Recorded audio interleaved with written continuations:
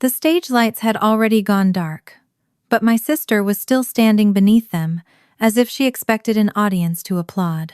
Amy's hand was wrapped around Peyton's wrist, not hard enough to leave a bruise, just hard enough to remind her daughter who was supposed to decide where she stood. Zoe was beside me near the edge of the empty rehearsal room, her left hand tucked behind her back the way she always hid it in photographs. Amy looked at Peyton and said, "Everything I did was to give you the best possible life." Peyton's face changed. For 18 years, that girl had smiled whenever her mother lifted a camera, apologized before she had done anything wrong, and swallowed every disappointment as if sadness were another kind of failure. Now she looked past Amy and stared at Zoe, at the sister her mother had erased, and at the hand Amy had once called proof that a pregnancy should end. Peyton's voice was barely louder than the hum of the emergency lights. "If I had been born different, would you have abandoned me too?" Amy opened her mouth, but nothing came out. In that silence, the daughter she had spent 18 years shaping into perfection stepped away from her and crossed the room toward the child she had rejected. My sister had spent 21 years choosing between those two girls. That night, they chose each other. Before I tell you how we reached that room, I hope you are doing well wherever you are listening from. Stay with me, because this began 22 years earlier, with an act of love I believed would hold our family together. And please subscribe to the channel so you do not miss what happened next. 22 years earlier, Amy was not the woman standing under those dead stage lights. She was my older sister, the person who had braided my hair before school, hidden my first bad report card until I found the courage to tell our mother, and driven 3 hours through sleet when my college roommate left me stranded at a bus station. Amy could be bossy, but for most of my life I had mistaken that certainty for strength. When she said she would take care of something, I believed her. By the time she was 30, she and Michael had spent years trying to have a child. There had been appointments, injections, procedures, and phone calls that ended with Amy saying she was fine in a voice that meant no one should ask another question. I watched her stop attending baby showers and turn grocery carts around when she passed the infant aisle. She wanted a child so badly that her grief seemed to enter every room before she did. When she asked me to carry an embryo for her, she did not make the request casually. She sat across from me at my kitchen table with both hands around a mug she never drank from. Michael stayed beside her, pale and quiet. Amy explained that the embryos had been created with her eggs and Michael's sperm. Genetically, the baby would be theirs. They only needed someone they trusted to carry the pregnancy. "You are the only person I could ask," she said. "I would know our baby was safe with you." I did not answer that night. I met with the fertility specialist, spoke to an independent lawyer, read about the physical risks, and thought about what it would mean to carry a child who would leave the hospital with someone else. I was 26, healthy and single. I knew generosity did not protect a body from complications or a family from resentment. Amy told me she understood every concern. She promised I would have my own medical decisions, my own attorney, and her support at every step. When I finally agreed, she cried against my shoulder so hard that I felt the wetness through my blouse. "You are giving me my family," she whispered. The transfer worked.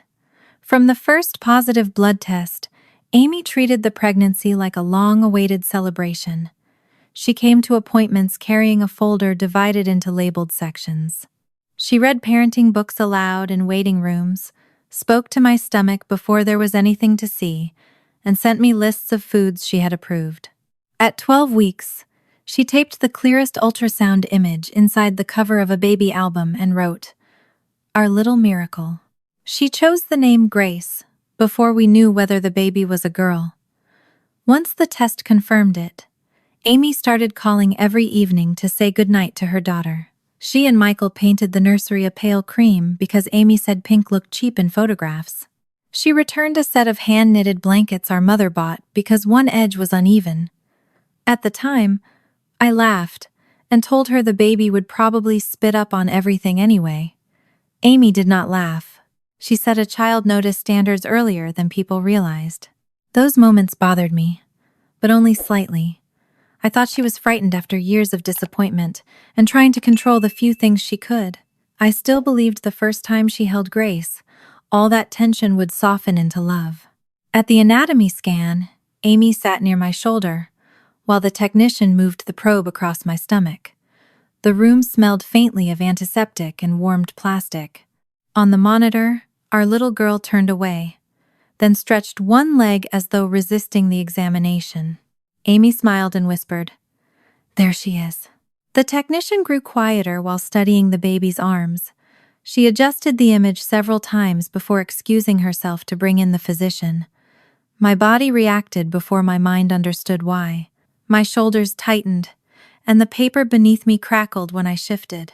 The doctor explained that the images suggested the baby's left hand might not be developing typically. He was careful with every word. He said they needed a more detailed scan, and that one finding could not tell us everything about her health, abilities, or future. Nothing he said sounded like a sentence. It sounded like uncertainty, followed by more information we needed to gather. I asked what the next examination would involve, and whether the baby showed any other concerns. Amy asked, "What are the chances of normal development?" The doctor answered that development was not one simple category, and repeated that more evaluation was needed. Amy stared at the monitor, but she no longer looked at the baby's face. Her eyes remained fixed on the blurred outline of the left arm. Outside the clinic, she walked past the elevator and into an empty consultation room without asking me to follow. Michael closed the door behind us. Amy placed her purse on the table with both hands, carefully aligning it with the edge, as if one straight object could restore order to the afternoon. "We need to make a decision before this goes any further," she said. I reminded her that the doctor had not given us a full diagnosis. Amy shook her head. "That is what they say when they do not want to tell you how bad it could be. She is still Grace," I said. Amy flinched at the name. "Do not call the pregnancy that right now." It was the first time she had referred to her daughter as the pregnancy. I felt something cold move through me, colder than fear because fear still leaves room for love.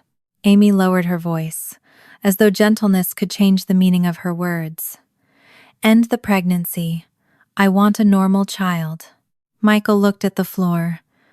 I looked at my sister and waited for the woman who had once driven through sleet for me to return. She did not. I rested one hand over the place where the baby had moved that morning. "No," I said. "I will not do that." Amy's expression hardened. "This is our embryo, our child. You agreed to help us become parents." "I agreed to carry your daughter," I said. "I did not agree to erase her when she stopped matching the picture in your head."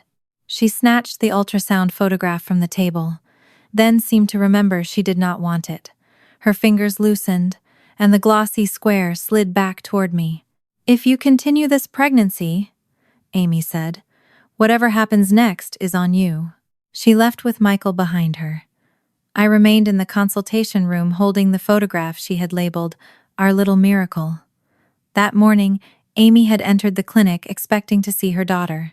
By afternoon, she had turned the same child into a problem and called my refusal a betrayal. Amy did not call me the next morning. Instead, she sent 6 links before 7 o'clock, each one about the cost, exhaustion, or strain of raising a disabled child. The articles described marriages collapsing, siblings feeling neglected, and parents abandoning careers to become full-time caregivers. She added no greeting, only one sentence beneath the final link. "Please read these before you make a decision that affects all of us." By lunchtime, the messages had changed from fear to accusation. Amy wrote that I was allowing emotion to override reason. She said she and Michael had spent years creating those embryos, and that I was taking away their right to decide what kind of future they could manage. Every message used careful words, such as responsible, realistic, and compassionate, as though ending the pregnancy were an act of kindness, and continuing it were something selfish I was doing to punish her. I tried answering at first.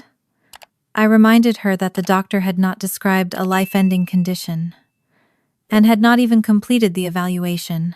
I wrote that a difference in one hand did not tell us who the child would become or what kind of life she could have. Amy replied that I was not the one who had planned to raise her.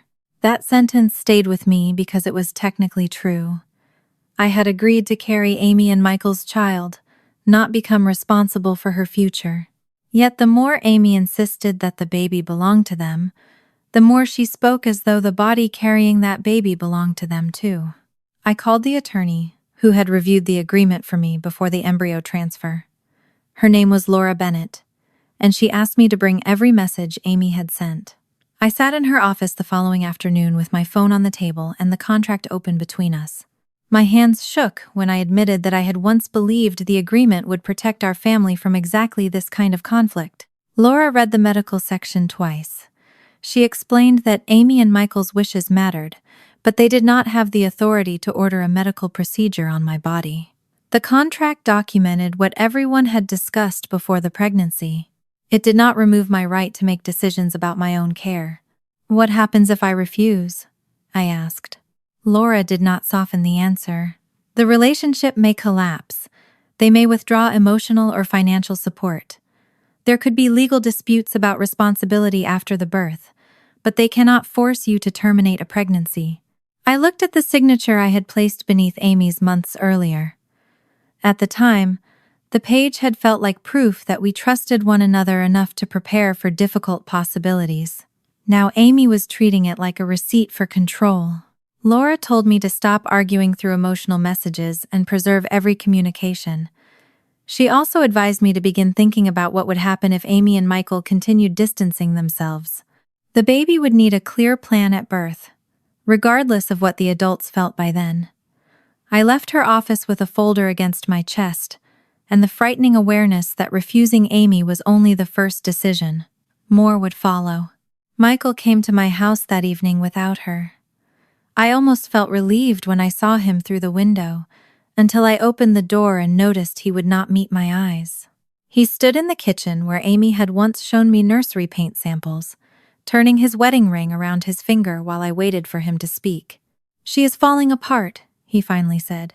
"She barely sleeps. She keeps saying she cannot survive another disappointment." I told him the baby was not a failed treatment. He flinched when I said baby, but he did not correct me. Instead, he asked whether I understood what raising a child with special needs could do to a marriage. "We do not even know what help she will need," I said. "You heard the doctor." Michael stared at the floor.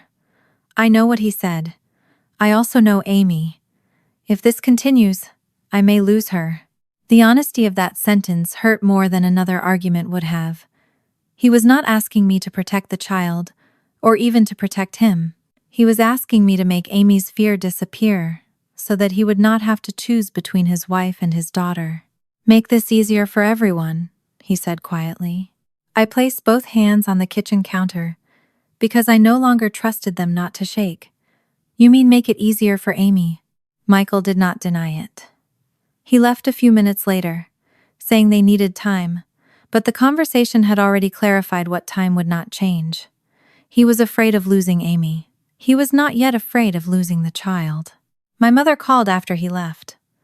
Diane had spoken to Amy and wanted me to remember that my sister was frightened, grieving, and not thinking clearly. She said fear could make good people say terrible things. I told her fear might explain Amy's words, but it could not make the choice for me. "She is your sister," Mom said. "And this is her daughter?" I answered. "Why does everyone keep asking me to remember Amy, while Amy is trying to forget her?" Mom grew quiet. She did not agree with me, but she stopped telling me to be patient. That silence felt different from Michael's.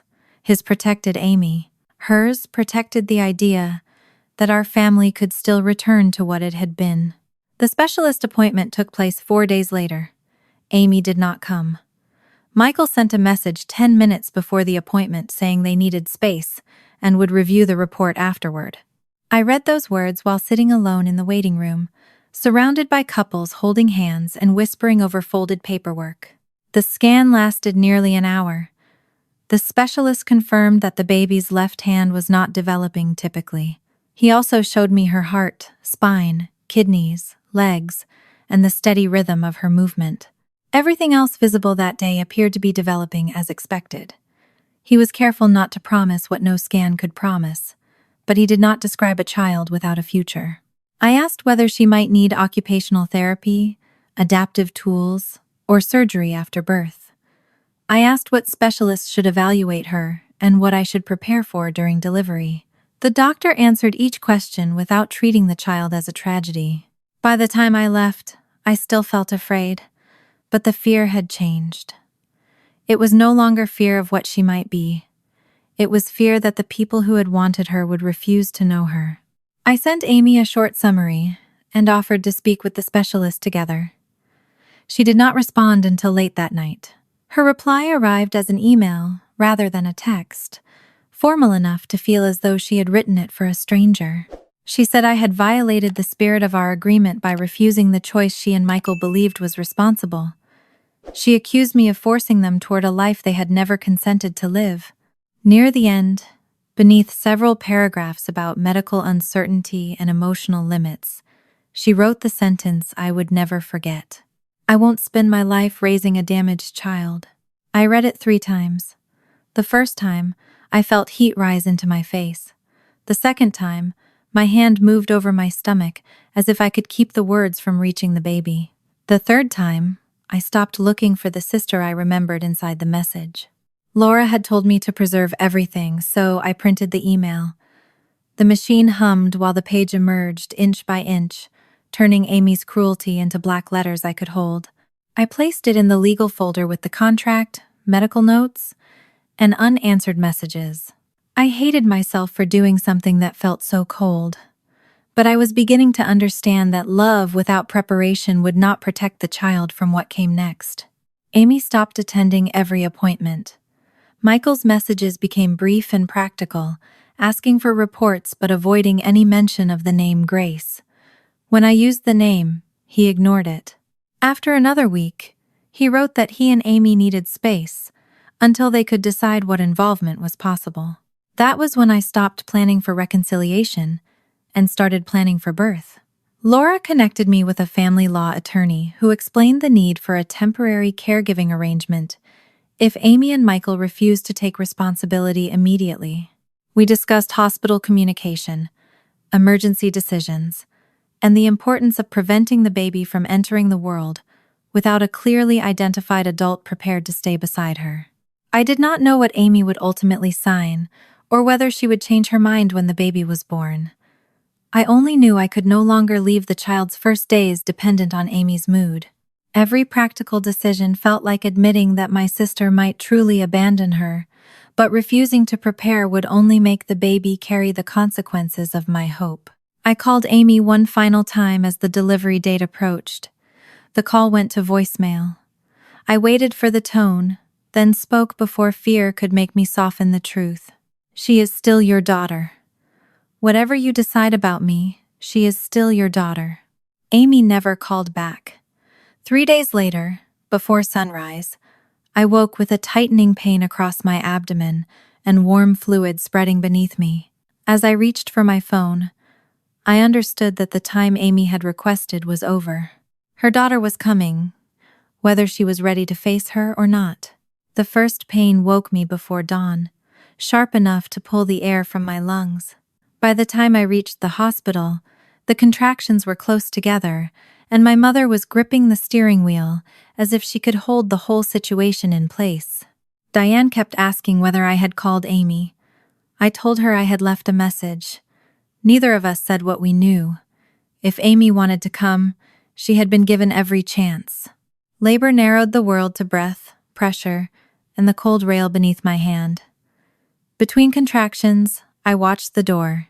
Every time footsteps passed in the hallway, some part of me expected Amy to enter wearing the determined expression she used whenever she believed a crisis could still be organized. The door remained closed. My mother stayed beside me, but even then, she seemed divided between the daughter in the bed and the daughter who had chosen not to be there. She wiped my forehead, held a cup to my lips, then stepped into the hallway twice to call Amy. Each time she returned, she said there was no answer. Michael sent a message while I was pushing. He asked whether the baby's heart rate was stable and whether the doctors had seen anything besides the hand difference. He did not ask how I was or say he was coming. I read the message once, handed the phone back to Mom, and told her not to answer until the baby was born. When the final contraction came, the room filled with movement. A nurse told me to look down, and then a cry rose above every other sound. It was angry, startled, and alive. The doctor placed the baby against my chest. She was warm and slippery, with damp dark hair and a furious little mouth. Her left hand had not fully developed, just as the specialist had expected. The nurse examined it with the same calm attention she gave the baby's breathing, color, and heartbeat. No one gasped. No one called her damaged. I stared at her face, trying to find the child Amy had described as a future burden. All I saw was a newborn, blinking against the light. Her small arm moved across my gown. When I touched the side of her hand with one finger, she curled what she could around me. The grip was uneven but determined. Amy had looked at an ultrasound and seen what was missing. I looked at the baby in my arms and saw someone trying to hold on. Mom leaned over the bed. Tears slid down her face, but she did not reach for the baby immediately. "She looks like Amy did when she was born," she whispered. The resemblance made the empty doorway feel larger. I asked Mom to take a photograph and send it to Amy and Michael. Their daughter was here. The image should have been enough. Michael replied 20 minutes later. He asked for the pediatrician's evaluation. Amy said nothing. The hospital social worker came that afternoon because our attorneys had warned the staff that the intended parents might not accept responsibility at birth. She explained the temporary plan already prepared. Until legal responsibility was clarified, the baby could remain in my care under a formal caregiving arrangement, with medical decisions documented through the proper channels. I signed where my attorney directed, still wearing a hospital bracelet and holding the baby against my shoulder. The papers did not make me her mother. They made sure she would not become a question passed from one office to another, while the adults argued. Amy and Michael requested more examinations before making a final decision. A pediatric specialist checked the baby's heart, spine, hearing, reflexes, and movement. Apart from her left hand, nothing immediate suggested a serious health problem. The doctor explained that no one could predict every future difficulty for any newborn, but there was no reason to assume this child could not grow, learn, adapt, and live a full life. Amy joined one conversation by phone. I heard her voice through the speaker while the baby slept in the clear bassinet beside me. "Can surgery make her look normal?" she asked. The doctor explained that future specialists could discuss function and possible treatment, but no ethical physician could promise to reshape a child into someone else's idea of normal. Amy asked whether the difference might become more noticeable as the child grew. She never asked whether the baby was comfortable, what she weighed, or whether she opened her eyes. When the doctor refused to offer certainty, Amy said she and Michael were not prepared to assume responsibility. Her voice was controlled, almost businesslike. Then the call ended. I sat beside the bassinet after everyone left. The baby slept with one cheek turned toward me, unaware that two people were waiting for a guarantee before deciding whether to love her. I had believed birth might change Amy. Instead, it removed the last excuse for pretending her fear was temporary. Taking the baby home, under the temporary arrangement, was not the same as deciding to raise her forever. During the following weeks, I met with a family law specialist, a social worker, and a financial counselor. I counted my savings, measured the space in my small house, reviewed health insurance, and calculated how many clients I could keep while caring for an infant. Every practical question carried a lifetime behind it. Who would stay with her if she needed therapy? Could I work from home often enough? What would happen if I became ill? Was I choosing out of love, guilt, Anger at Amy? Or some mixture I had not yet untangled? Mom watched me fill a legal pad with numbers one evening, while the baby slept in a borrowed bassinet near the couch. "You are 26, she said. "You still have a whole life you planned. If you do this, everything changes." I knew she was frightened for me, just as she had been frightened for Amy. But fear had already been given too much authority in our family. "She cannot stay suspended while all of us protect the lives we planned," I said. "She is already here." Mom looked toward the bassinet. For once, she did not ask me to think about. The legal process took time. Amy and Michael had separate representation and repeated opportunities to reconsider. They did not. Eventually, they signed the necessary consents, and I began the adoption process with home visits, background checks, financial disclosures, and a waiting period that felt endless but necessary. During those months, the baby stopped feeling like someone I was temporarily keeping safe. I learned the cry that meant hunger and the quieter one that meant she was overtired. I learned how she turned toward my voice and slept best with one foot against the crib. Love did not arrive as one dramatic revelation. It accumulated through bottles washed at midnight, doctor visits, laundry, worry, and the daily decision to be there the next morning. I could not keep calling her Grace. That name belonged to the child Amy had imagined before the ultrasound, a child loved only while she remained an idea. I chose Zoe, a name that meant life, because life was what she had insisted on from the moment she cried into the hospital room. One night, while the adoption was still pending, I held her near the kitchen window as rain tapped against the glass.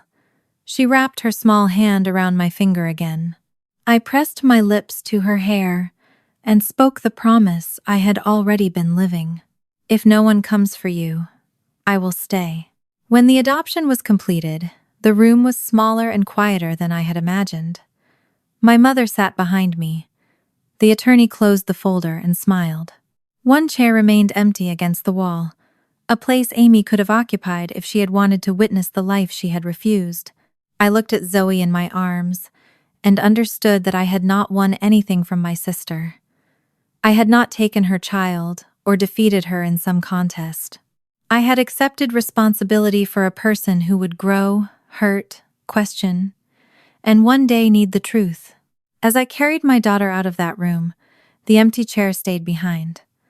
The life Amy had abandoned came home with me. Zoe's childhood did not unfold beneath hospital lights or inside legal offices. It unfolded at my kitchen table, on playgrounds, in school hallways, and in all the ordinary places where a child slowly discovers how the world sees her. When she was 4, she spent nearly 20 minutes trying to fasten the buttons on a yellow cardigan. Her left hand could steady the fabric, but it could not pinch the small plastic buttons the way her right hand could. I reached across the table to help, and she pulled the sweater away from me. "I can do it," she said. Her face tightened with concentration. She missed the buttonhole twice, then found a way to hold the fabric against the edge of the table while pushing the button through with her right thumb. The cardigan ended up crooked, and the bottom button went into the wrong hole. Zoe looked down at it, considered the result, and smiled. I wanted to fix it. Instead, I asked whether she liked it that way. "It is buttoned," she said, as though that settled everything. That moment taught me more about raising her than any specialist had. My job was not to make every task easy enough that she never struggled. It was to make sure she had the time, tools, and confidence to discover her own way. There were difficult moments. Other children asked why her hand was small. Some asked politely. Others grabbed before she could move away. Once, after a boy in kindergarten called it a baby hand, Zoe came home and refused to take off her coat. I sat beside her on the floor until she finally slipped one arm out. "Did I do something wrong before I was born?" she asked. I told her no. I said bodies grew in different ways, and hers had made one hand differently. I did not tell her she was special because I knew children could hear when adults used that word to avoid saying something honest. I told her she might need to solve certain problems differently, but nothing about her body made her bad. I also never told her that Amy was dead, or that there had been no one before me. When Zoe was young, I explained that another family had expected to raise her but became frightened and did not take responsibility. I told her I had carried her, and then chosen to become her mother. As she grew older, the questions became more precise. At 9, she asked whether I knew the woman who had expected to be her mother. At 12, she asked whether that woman had ever held her. At 15, she sat across from me at the same kitchen table where I had once agreed to carry Amy's embryo, and asked why I sometimes looked sad whenever she mentioned my sister. That was when I told her the fuller truth. Amy was not a stranger. She was my older sister. The embryo had been created from Amy's egg and Michael's sperm. Biologically, Amy and Michael were her parents. Legally, and in every way that shaped our daily lives, Zoe was my daughter. She listened without interrupting. Then she asked whether Amy had seen her after she was born. I told her Amy had not come to the hospital. Zoe stared at the grain in the tabletop. Was it because of my hand? I could not give her the answer she wanted, because the honest answer would have planted Amy's ugliest words inside her before she was ready to carry them. I said Amy had been afraid of a future she did not understand, and had made a choice that was not Zoe's fault. Zoe accepted the answer without believing it completely. After that conversation, I noticed she began hiding her left hand in photographs. Sometimes she placed it behind her back. Sometimes she tucked it under her right elbow or let a sleeve cover it. I never told her to stop because I did not want her body to become another subject adults managed for her. Still, every time she did it, I wondered whether Amy's rejection had reached her even without the cruelest details. Zoe never asked whether Amy had gone on to have another child. I knew the question lived between us because I had seen her pause when relatives mentioned Amy's family. She always changed the subject before anyone could answer. 3 years after Zoe was born, Amy and Michael used another gestational carrier through a different program. My mother told me about the pregnancy only after the first trimester, as if delaying the news could make it less painful. Amy told relatives that the first arrangement had failed because I changed my mind and refused to give her the baby. That version traveled farther than the truth, because it was simpler. Amy became the grieving woman betrayed by her own sister, while I became the carrier who grew attached and broke an agreement. Diane knew enough to understand that was false, but she asked me not to correct people publicly.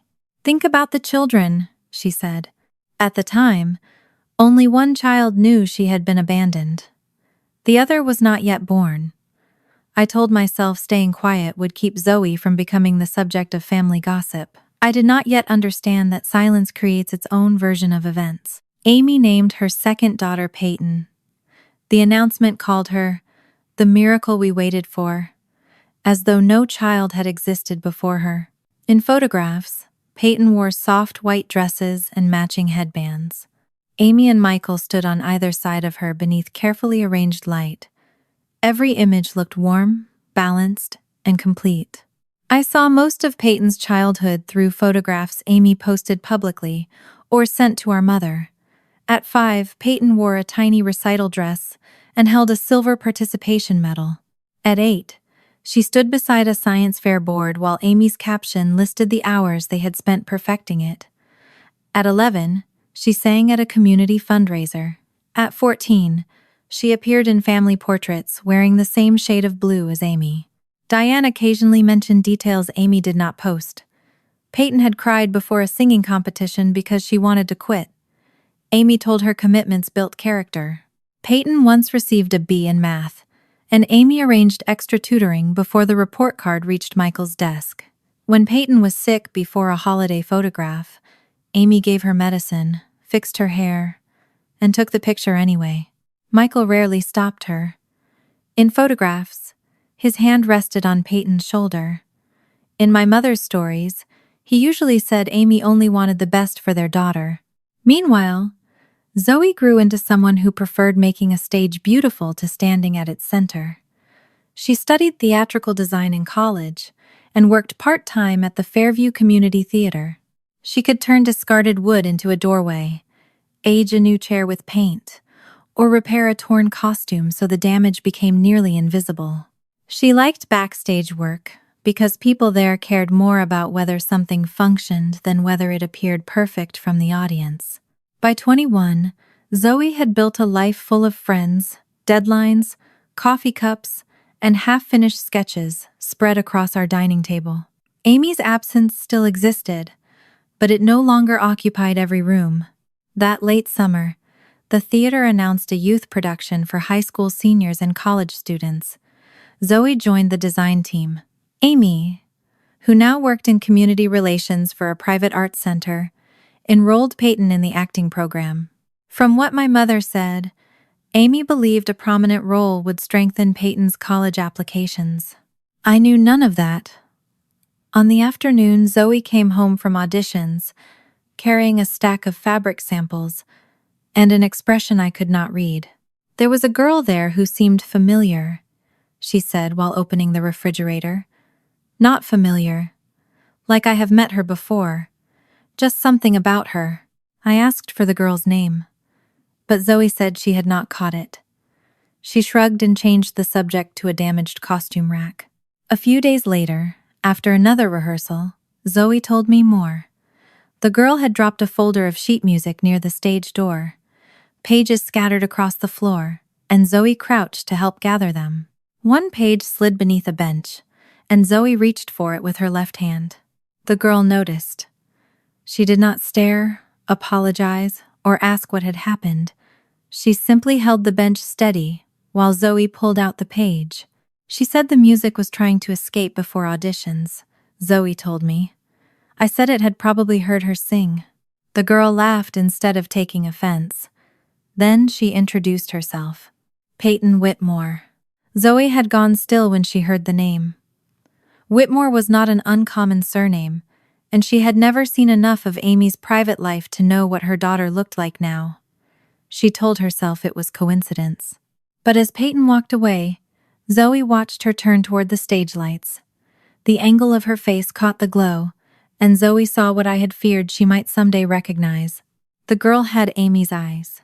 During the next 2 weeks, Peyton's name began appearing in Zoe's stories almost every evening. At first, she mentioned her casually while sorting fabric across our dining table. Peyton had received one of the production's most visible roles.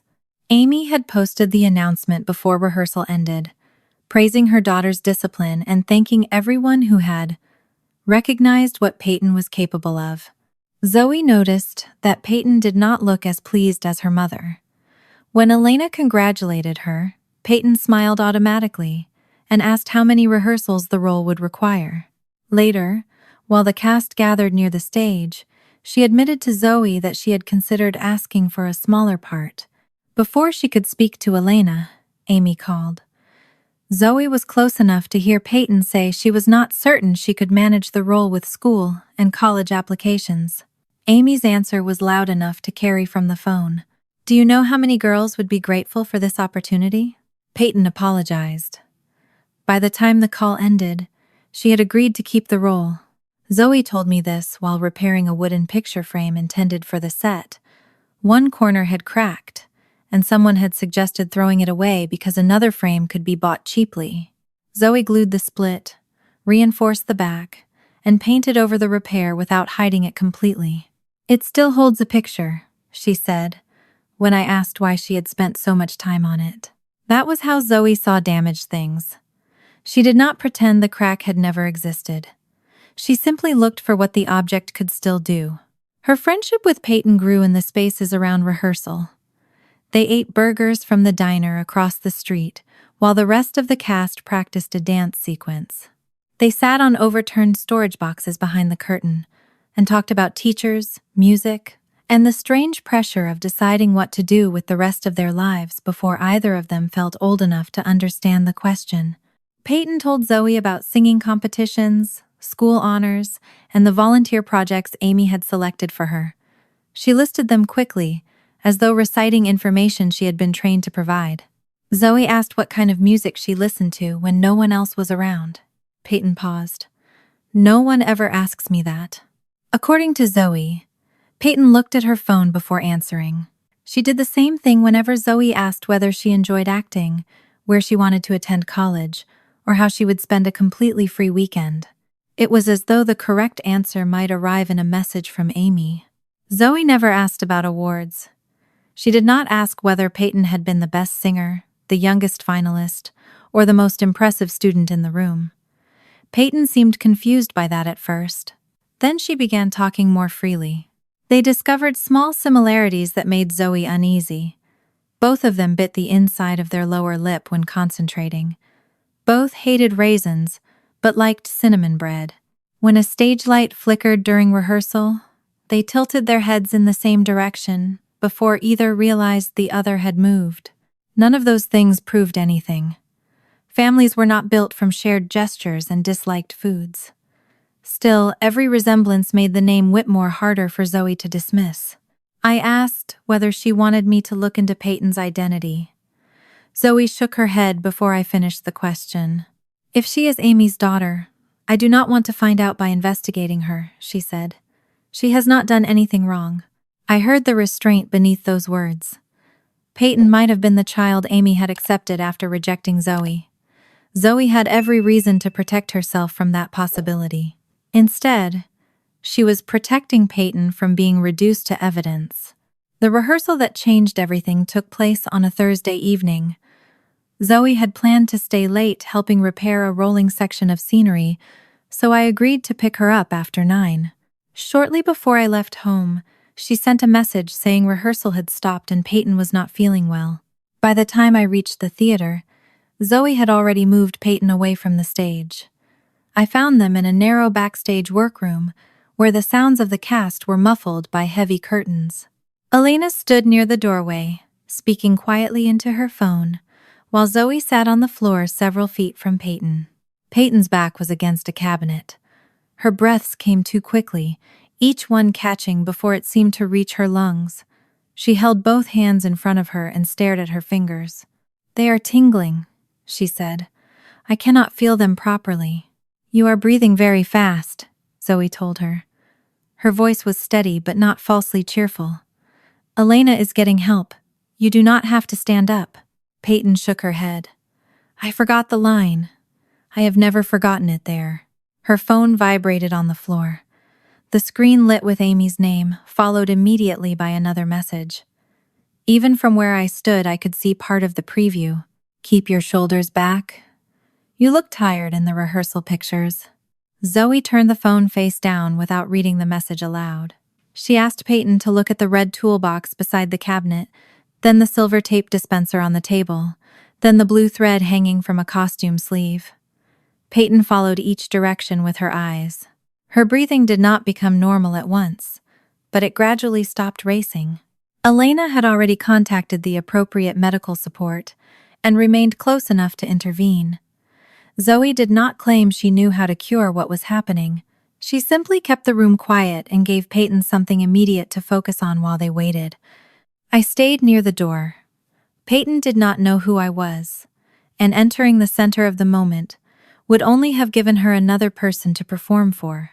When her breathing eased, embarrassment replaced fear. Peyton pressed her palms against her knees and whispered that Amy could not find out. "She will think I am not ready for the role," she said. Elena assured her that needing a break did not mean she had failed. Peyton nodded politely, but her eyes remained on the phone. After Elena stepped into the hallway to update the staff, Zoe asked why telling Amy felt worse than what had just happened. Peyton swallowed. "Because when I do something right, she looks at me like I am everything she waited for. When I fail, she does not yell. She just looks disappointed, and the whole house changes." Zoe glanced toward me, then back at Peyton. I could see the moment she stopped viewing the girl as the daughter Amy had chosen instead of her. Peyton was not standing on the safe side of Amy's love. She was balancing inside it. "You forgot one line," Zoe said. "That does not change who you are. It changes who she thinks I am." Zoe leaned against the opposite cabinet, leaving enough distance that Peyton did not feel crowded. You do not have to perform when there is no audience. Peyton looked at her for several seconds. Her gaze dropped briefly to Zoe's left hand resting openly against the floor. She did not ask what had happened or offer sympathy. She only noticed that the clasp on Zoe's tool pouch had twisted beneath her palm. "Do you want me to fix that buckle?" Peyton asked. Zoe looked down and smiled. "It has been annoying me all week." Peyton adjusted the strap carefully. The gesture was ordinary, which was why it mattered. She did not treat Zoe's hand as a tragedy, and Zoe did not treat Peyton's fear as weakness. Footsteps struck the backstage floor before I could introduce myself. A woman's voice demanded to know where Peyton was. I recognized Amy before she entered the room. She appeared in the doorway wearing a fitted coat, and the expression she used when an event had stopped following her plan. Her eyes moved first to Peyton on the floor, then to Zoe beside her. Everything in Amy's face changed. She did not need an introduction. Her gaze fixed on Zoe's features before dropping to the visible left hand. For one suspended moment, neither sister spoke. Zoe had imagined meeting Amy in 100 ways over the years, but she had never imagined Amy looking frightened of her. Amy crossed the room and pulled Peyton to her feet. Her fingers closed around Peyton's wrist, firm enough to make the girl wince. "Mom, Zoe was helping me," Peyton said. Amy did not look at me. She looked only at the young woman she had refused to meet 21 years earlier. "Stay away from my daughter," she said. Zoe's face went still. Peyton turned toward her mother in confusion, but Amy was already pulling her toward the hallway. I moved beside Zoe as they disappeared through the backstage door. She kept watching the empty space where Peyton had stood. Amy's reaction had answered what a surname and a familiar pair of eyes could not. Peyton was Zoe's sister. The terror in Amy's face revealed something else. She had never told Peyton that Zoe existed. Zoe did not speak until we reached the parking lot. She walked beside me with her tool pouch pressed against her hip, staring at the place where Amy's car had disappeared. The theater door closed behind us, muffling the voices of the cast returning to rehearsal. "She knew me," Zoe said. I could not offer her a softer explanation. Amy had recognized the shape of her face, the hand she had refused to see after birth, and the daughter she had spent 21 years pretending did not exist. "Yes," I said. She knew. Zoe looked back toward the theater. Peyton did not. Before I could answer, my phone began ringing. Amy's name filled the screen for the first time in years. I considered letting it go to voicemail, but Zoe was watching me. Silence had protected Amy long enough. I answered and switched on the speaker so my daughter would not have to wonder what was being said about her. "What did you do?" Amy demanded. Her voice shook with anger, but beneath it I heard the fear I had seen in her face. She accused me of enrolling Zoe in the theater program because I knew Peyton would be there. She said I had waited for the perfect moment to force the past into her daughter's life. "Zoe has worked at that theater for months," I said. Neither of us knew Peyton had joined until they met. Amy gave a short, bitter laugh. "You expect me to believe that?" "I do not need you to believe it. It is what happened." In the background, I heard a door close, and Peyton asked her mother why she had recognized Zoe. Amy moved away from the phone before answering. Her voice became muffled, but not enough to hide the sharpness. "I told you there was a woman who betrayed us," she said. "That is her family." Peyton asked something else. I caught only a few words. "If the baby did not survive, then why?" Amy returned to the call before Peyton could finish. "You need to tell Zoe to stay away from my daughter," she said. "No messages, no rehearsals together, no accidental meetings. I will speak to the theater director if I have to." Zoe stepped closer to the phone. "Peyton is not a child you can move off a stage whenever someone makes you uncomfortable." Amy went silent for a moment. When she spoke again, she addressed me as if Zoe had said nothing. "You have already taken one daughter from me. You will not take another." The old accusation landed differently with Zoe standing beside me. For years, Amy had told people I had changed my mind during the pregnancy and kept a child intended for her. I had allowed the lie to exist because correcting it would have required exposing the ugliest part of Zoe's beginning. Now Amy was using that lie to make Zoe sound dangerous. "I did not take anyone from you," I said. "Then tell her to leave Peyton alone." I looked at Zoe. Her face was pale, but she held my gaze. "I will not order my adult daughter to participate in a lie," I said, "but I am not going to force the truth on Peyton either." Amy heard only the first half. She said I had been waiting for revenge since the day Zoe was born. Then she ended the call. Zoe stared at the dark screen in my hand. "She told Peyton you thought the baby died?" "Apparently she told her the first arrangement failed." "That is not the same thing." "No, it is not." We drove home without turning on the radio. The distance was short, but the silence inside the car carried 21 years of choices I had once called protection. Amy's lie had survived because I had never challenged it where Peyton could hear. At home, Zoe placed her tool pouch on the kitchen table and began removing items one at a time.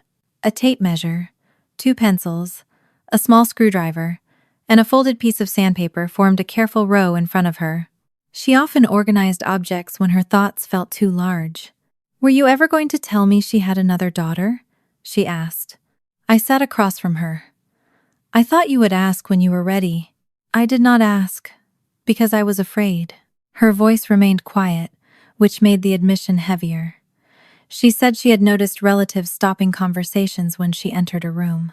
She had seen photographs of Amy with a young girl, but always looked away before reading the captions. She had convinced herself the girl might be a niece, a family friend, or someone unrelated. "If Amy had another child," Zoe said, "then I would have to know she did not decide she was incapable of being a mother. She only decided she was incapable of being mine." I reached for her hand, then stopped before touching it. She deserved room to finish. "I did not want you to carry that," I said. "So you carried it for me?" "I thought I was protecting you." Zoe looked down at the objects on the table. "Did it protect Peyton?" The question left me without the answer I had used for years. My silence had kept Zoe out of public conflict, but it had also allowed Amy to raise Peyton inside a false history. Peyton believed her mother had lost a child because I betrayed her.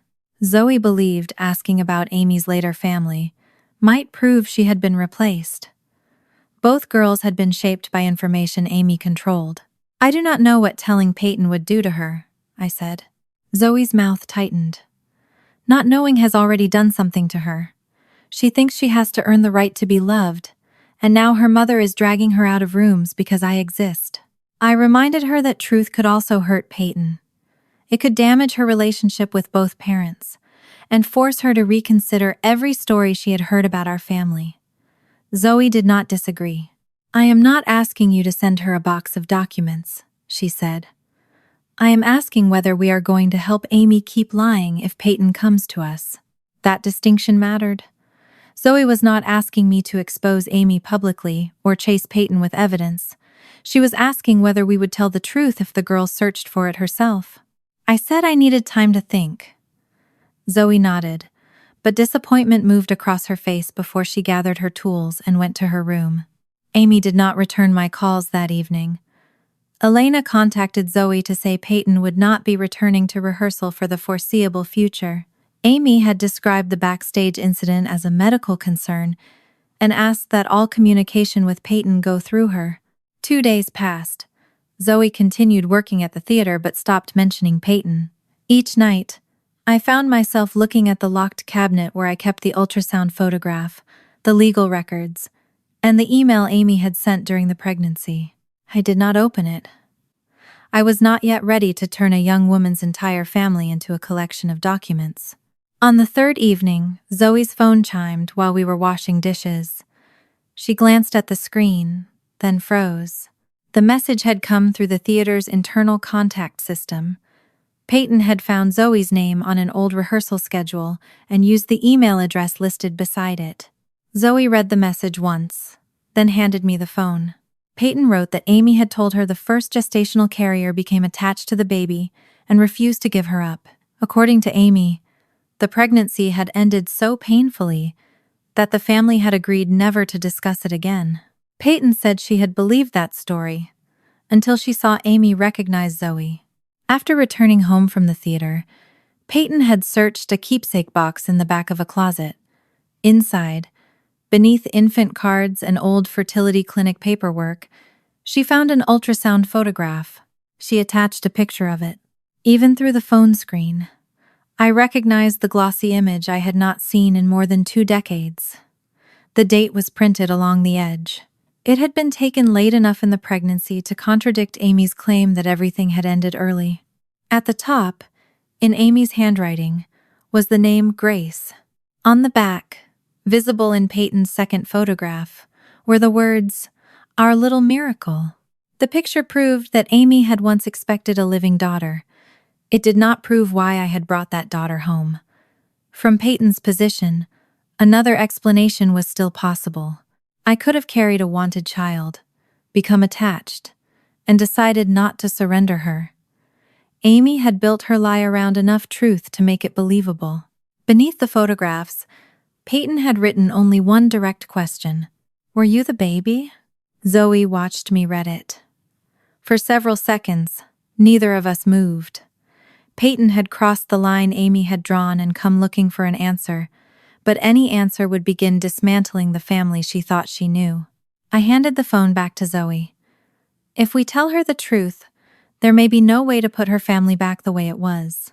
Zoe looked at the photograph of the child Amy had once called a miracle. Maybe it was never the way she thought it was. Zoe did not answer Peyton that night.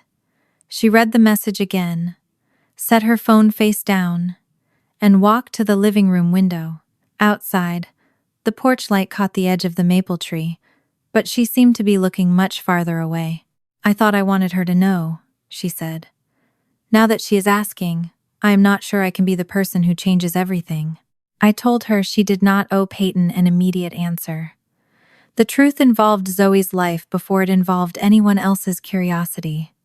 If she wanted to wait, we would wait. If she wanted no contact, I would respect that too. Zoe folded her arms across her chest, hiding her left hand beneath her right elbow. "What if she decides I ruined her family?" "She may be angry," I said. "She may believe Amy at first. She may blame all of us because she does not know where else to put the pain. That is not the same as saying I did not ruin it." "No," I said. "But the lie existed before you met her."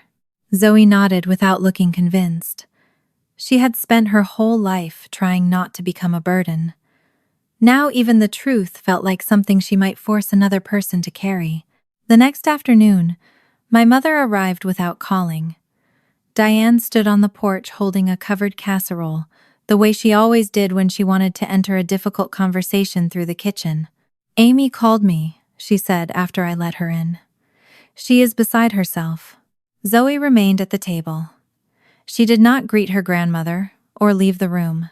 Mom placed the casserole on the counter and lowered her voice. "Whatever happens, this needs to be handled quietly.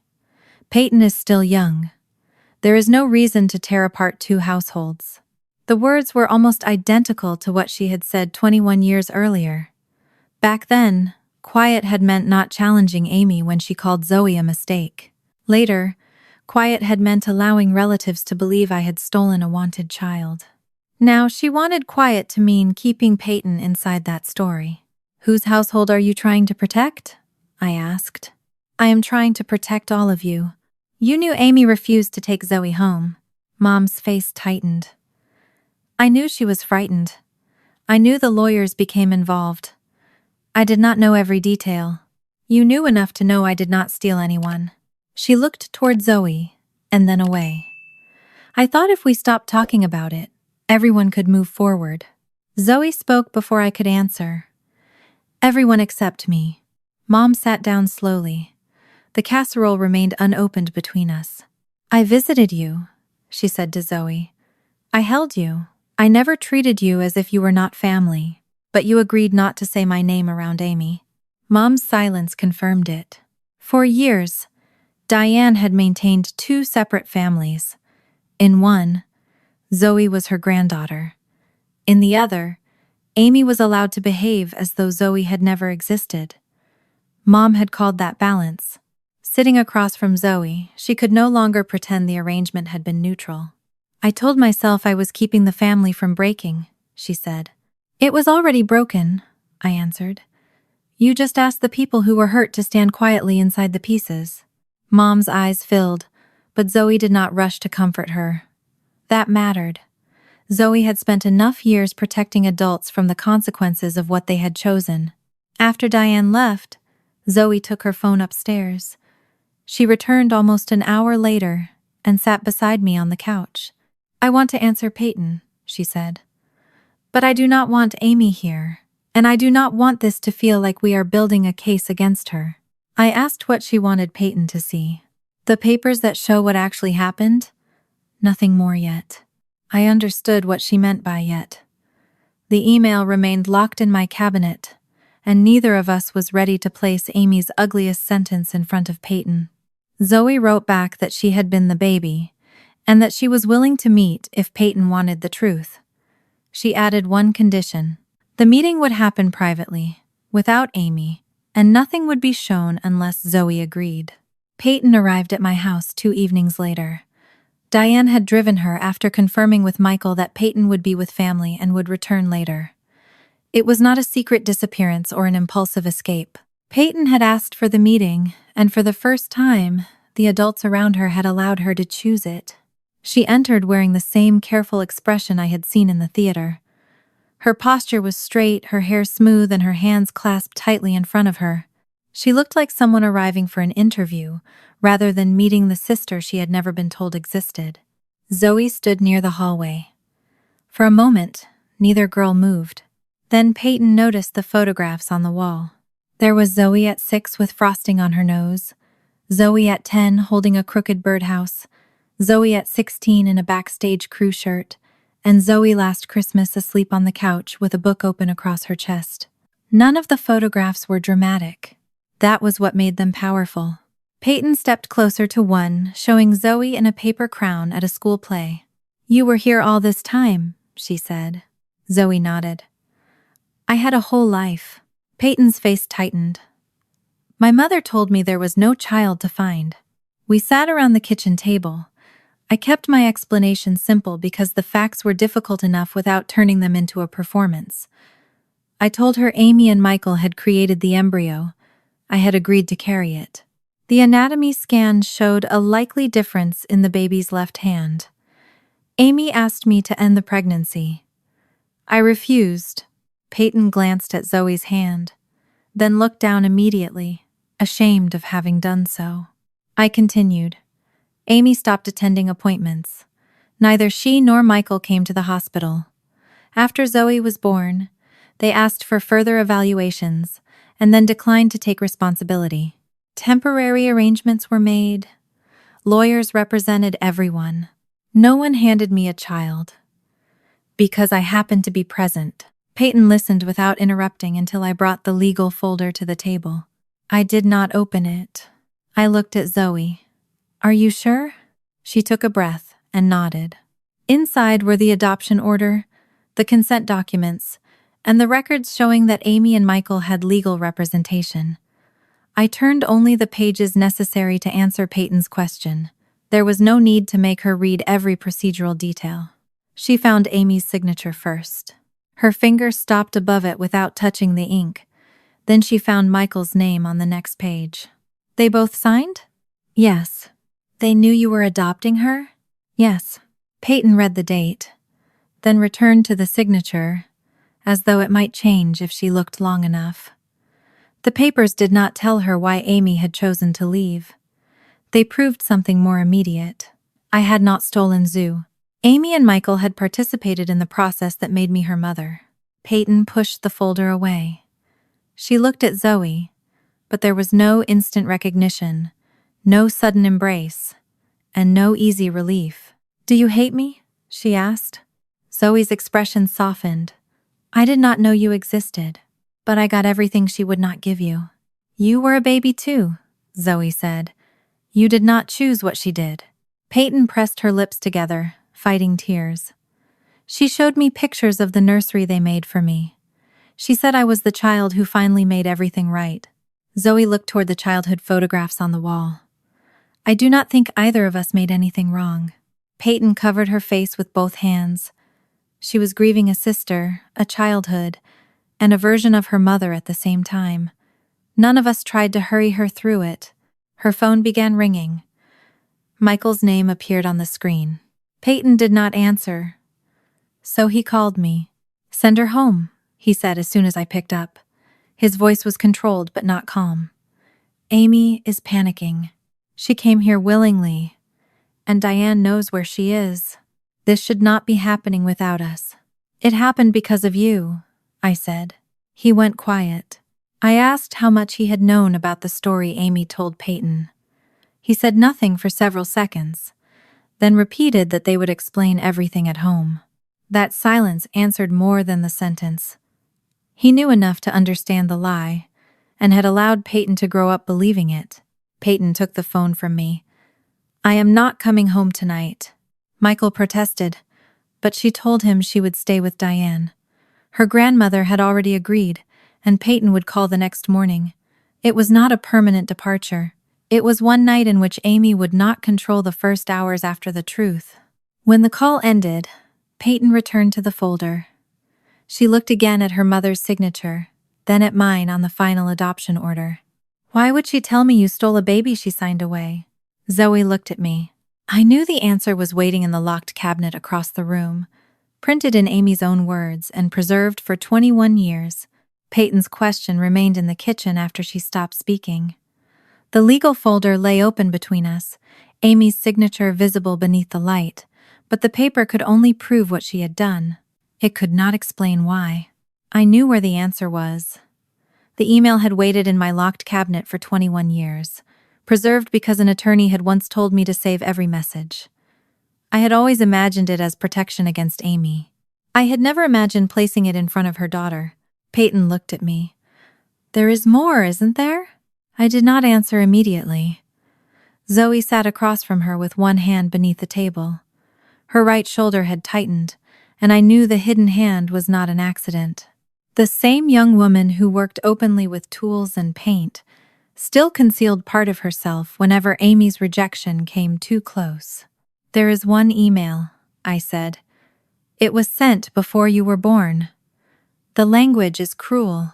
Peyton glanced at Zoe. "Cruel to her?" I told her it was. I could have decided the words were too damaging and kept them locked away. That was the kind of decision I had made for years while calling it protection. This time, I turned to Zoe. "It is your history," I said. "Do you want her to see it?" Zoe did not answer at once.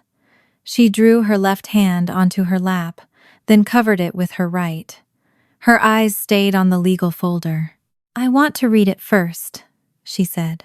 I retrieved the page from the cabinet and gave it to her folded. Peyton watched without trying to see over her shoulder. Zoe opened it slowly. I saw the moment she reached the final paragraph. Her face did not collapse. It became still.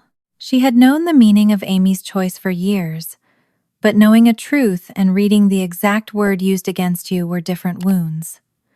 Under the table, her arm moved closer to her body. I wanted to take the page back. Instead, I waited. Zoe read the email a second time. Then she laid it flat and pushed it toward Peyton. "She should know," she said. "But I do not want this turned into an excuse for anyone to pity me." Peyton pulled the page closer. Her eyes moved through Amy's careful language about medical uncertainty, responsibility, and the future they had planned. Then she reached the sentence that stripped away every polite explanation. "I won't spend my life raising a damaged child." Peyton stopped reading. Her fingers remained on the edge of the paper. For several seconds, the only sound came from the refrigerator motor behind me. She looked from the word damaged to Zoe's hand, and then back to the page. She was not discovering that Amy had been frightened. She was discovering that fear had become a judgment, and that judgment had been used to decide which daughter deserved to be kept. "My mother wrote this before Zoe was born?" she asked. I told her she had. Peyton read the date again. She knew almost nothing about what Zoe's life would be. She did not even wait to find out.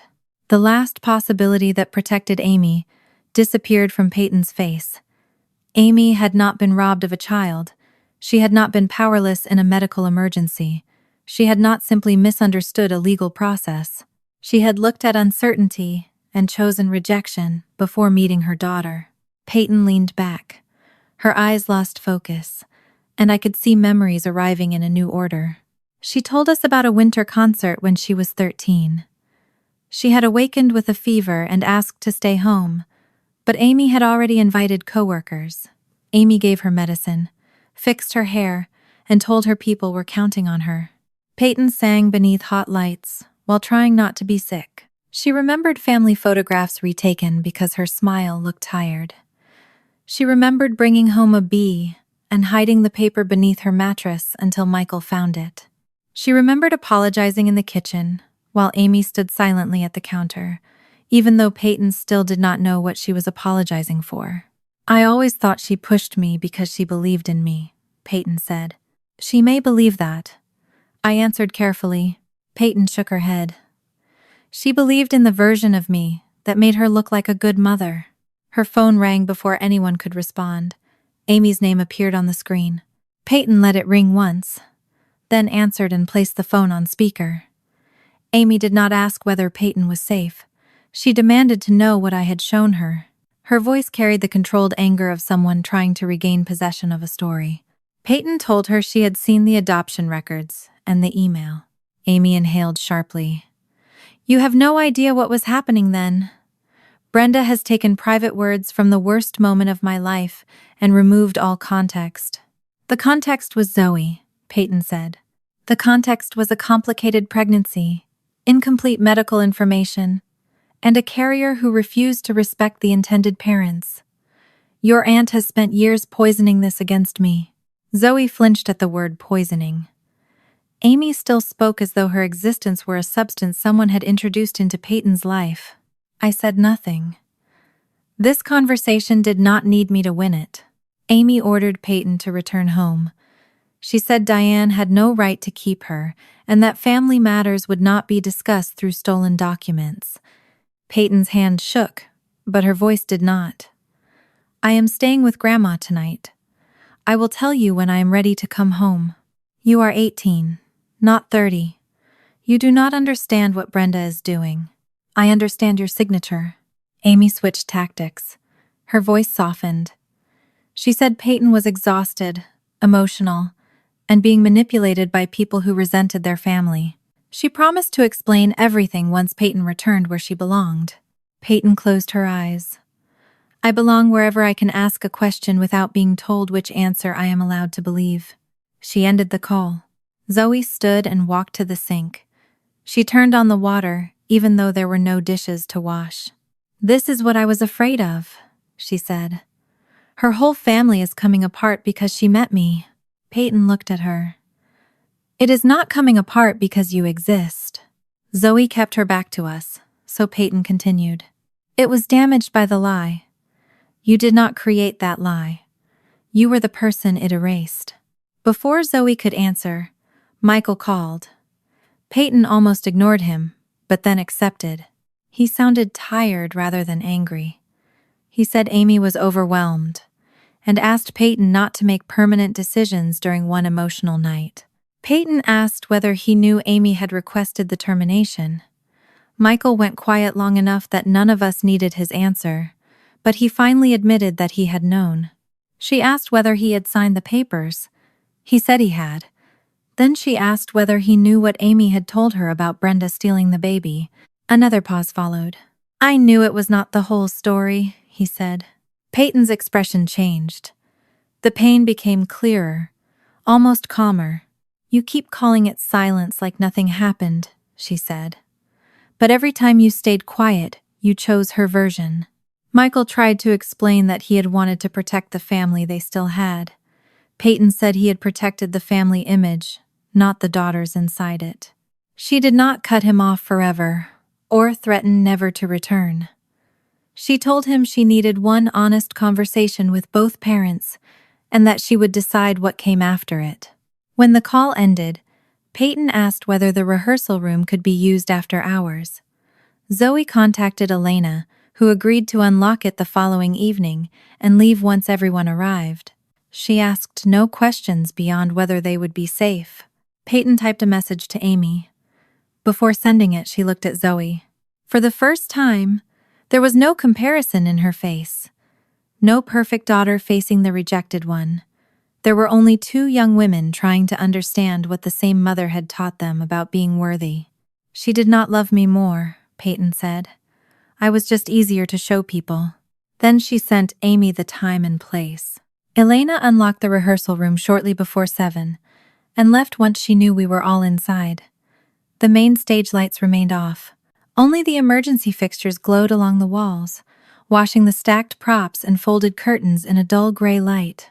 Without an audience, the room looked smaller than it had during rehearsals, stripped of the illusion that anything performed there was real. Zoe stood near the edge of the room beside a rack of unfinished costumes. Her left hand was tucked behind her back. She had worked for years without hiding it while carrying wood, paint, and tools, yet Amy's presence had returned her to the posture she used in photographs. I stayed several steps away. Every instinct in me wanted to move beside Zoe, but this meeting could not become another moment in which I decided where she stood or what she was ready to face. Peyton entered with Amy and Michael. At first, she remained between them. Michael looked older than he had sounded on the phone, his shoulders rounded beneath his coat. Amy appeared composed. Her hair was smooth, her lipstick exact, and her handbag hung from her arm as though she had arrived for a scheduled appointment rather than a reckoning with the daughter she had erased. This has gone far enough, Amy said. Peyton, we need to speak privately and clear up this misunderstanding. Peyton did not move. It is not a misunderstanding. You have been given documents without context by people who have resented us for years. Amy looked at me when she said people. She did not look at Zoe. Peyton followed her gaze. Say her name. Amy's expression tightened. This is not about her. Then say it. For a moment, Amy seemed unable to understand why one name mattered. She glanced toward Zoe, then away again. Zoe, she finally said. It was the first time I had heard my sister speak my daughter's name. She said it carefully, like a word she did not want to keep in her mouth. Amy turned back to Peyton. The doctors warned us that the pregnancy could involve serious uncertainty. Brenda refused to respect the wishes of the intended parents. I was young, frightened, and being asked to accept a future no one could explain. Each sentence contained enough truth to sound reasonable. The doctors had warned us about uncertainty.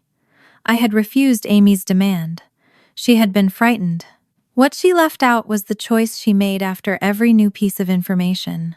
The specialist said the rest of the pregnancy looked healthy, I said. You were offered more information, support, and time. After Zoe was born, you were given another opportunity to accept responsibility. You asked whether doctors could make her look normal. When they could not promise that, you refused. Amy's eyes flashed toward me. You always believed you understood what I could handle better than I did. No, I said. I believed Zoe deserved to live long enough to become more than your fear. I stopped there. I had spent 21 years imagining what I might say if Amy ever had to face the truth in front of both daughters. None of those speeches belonged in this room. The records were known. The email had been read. Whatever happened next had to come from the girls. Zoe brought her hidden hand forward only long enough to clasp it against her other wrist. She did not move closer to Amy. You did not leave because I needed too much, she said. You left before you knew who I would be. Amy's face changed, but Zoe did not give her time to turn the sentence into an argument. I am not asking you to be proud of me, Zoe continued. I am not asking you to call me your daughter. I needed Peyton to know I was not taken from you. You chose not to come. Michael lowered his head. Zoe, I am sorry. She looked at him without answering. I should have stopped it, he said. I should have come to the hospital. I kept telling myself Amy was terrified and that we could fix things later. Then later kept getting farther away. His apology sounded sincere, but sincerity did not restore the years his silence had helped erase. Peyton turned toward him. "You knew what she told me." Michael rubbed one hand across his mouth. "I knew it was not the whole truth. You let me believe Aunt Brenda stole a baby from our family. I thought keeping the past closed was the only way to protect what we still had." Peyton's voice remained quiet. "Your silence was an answer too." Michael had nothing to say to that. He stepped back, leaving a space between himself and Peyton that Amy immediately tried to fill. She reached for Peyton's wrist, but Peyton moved her arm away. Amy's composure cracked. "Do you think I did not sacrifice for you? Every lesson, every doctor, every school, every opportunity came from me making sure you had the life you deserved." Peyton looked at her mother. "The life I deserved, or the life you could show people?" Amy shook her head. "You are upset. Brenda has taught you to reinterpret everything as cruelty. I read your words. They were written during the worst moment of my life. They were written about a child." Amy took a step toward her. "Everything I did was to give you the best possible life." The words settled into the empty room. They might once have comforted Peyton. I had heard Amy use similar language whenever control needed to sound like devotion. Peyton's gaze shifted past her mother toward Zoe. It moved from Zoe's face to the left hand she had drawn close to her body. Peyton had read the word damaged on the page. Now the person Amy had reduced to that word stood only a few yards away. When Peyton spoke, her voice was barely louder than the hum of the emergency lights. "If I had been born different, would you have abandoned me too?" Amy opened her mouth, but nothing came out. No one moved to rescue her. Michael did not explain. I did not answer for her. Zoe remained still. The silence lasted long enough for Amy's face to lose every prepared expression. She looked at Peyton as though the correct response had always existed somewhere, and had suddenly been removed. Peyton stepped away from her. Amy whispered her name, but Peyton continued across the rehearsal room. Her shoes made 3 soft sounds against the floor before she stopped beside Zoe. For one uncertain second, the girls stood shoulder to shoulder without touching. Zoe looked at Peyton, then slowly offered her right hand. Peyton took it and held on. Amy said Peyton's name again, louder this time. Peyton did not turn immediately. She looked down at their joined hands, then at the sister she had been taught never existed. When she finally faced her mother, her voice was calm. "I think I want to know my sister." Peyton left the rehearsal room with Diane that night. She did not announce that she was cutting her parents out of her life, and no one asked her to make a permanent decision while the shock was still fresh. She was 18 and legally able to choose where she stayed, but freedom did not erase practical things like school, clothes, college applications, or the car registered in Michael's name. For the next several days, she slept in my mother's guest room, while Diane helped arrange what Peyton needed from home, without forcing her into another confrontation with Amy. Amy called repeatedly at first. When Peyton stopped answering, she sent messages through Michael, then through Diane. She said she was worried that Peyton was being manipulated, and that one terrible chapter from decades earlier should not erase 18 years of motherhood. Peyton replied only once. "I will speak to you when you can talk about Zoe without calling her a mistake, a theft, or someone else's influence." Amy did not answer that condition. Instead, she posted an old family photograph in which Peyton stood between her parents wearing a white dress and a practiced smile. The caption said their family was staying strong through a painful private misunderstanding. Peyton saw it while sitting at Diane's breakfast table. She did not cry or throw the phone. She opened the post, removed the tag connecting it to her account, and sent Amy another message. "Do not use my image to tell a story I did not approve." The photograph disappeared within the hour. That was the consequence Amy seemed least prepared to face. No one arrested her, ruined her career, or dragged her before an audience. She simply lost the right to arrange Peyton into the position that best protected her image. Every time Peyton made a choice without asking permission, Amy discovered how little control remained once trust was gone. Michael came to my house 2 days later.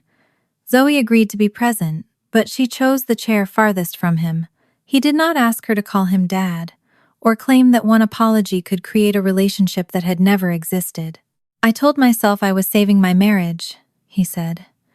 Amy was falling apart, and I thought if I supported her, we could survive what happened and become better people later.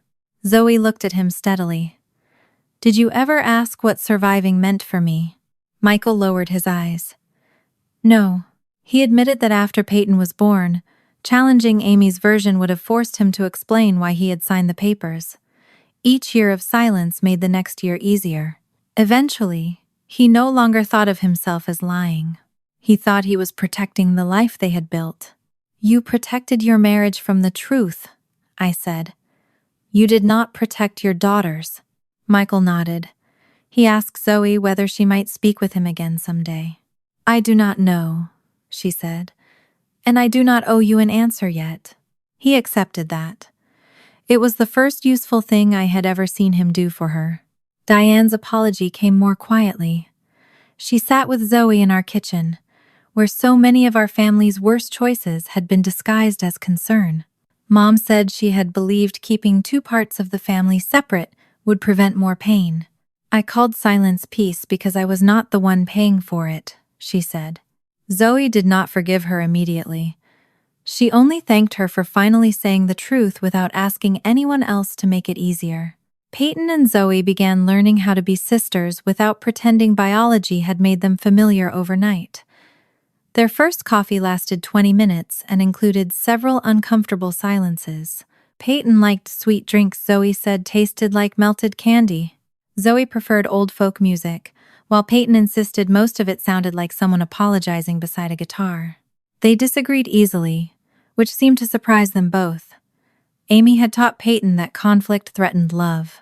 Zoe showed her that two people could dislike the same song, roll their eyes, and still meet again the next afternoon.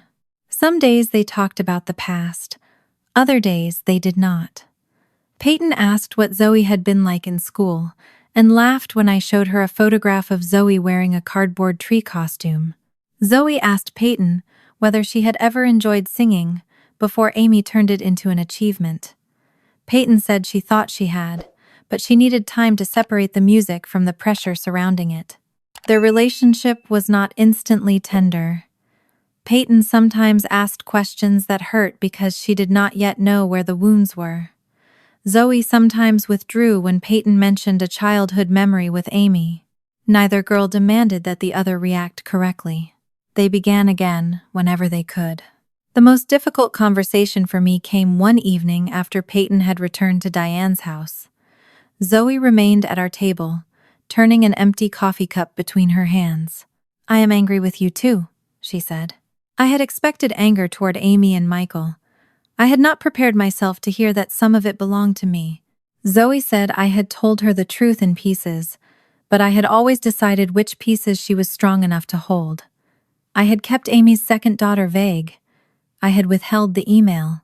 I had treated my fear of hurting Zoe as if it were the same as Zoe choosing not to know.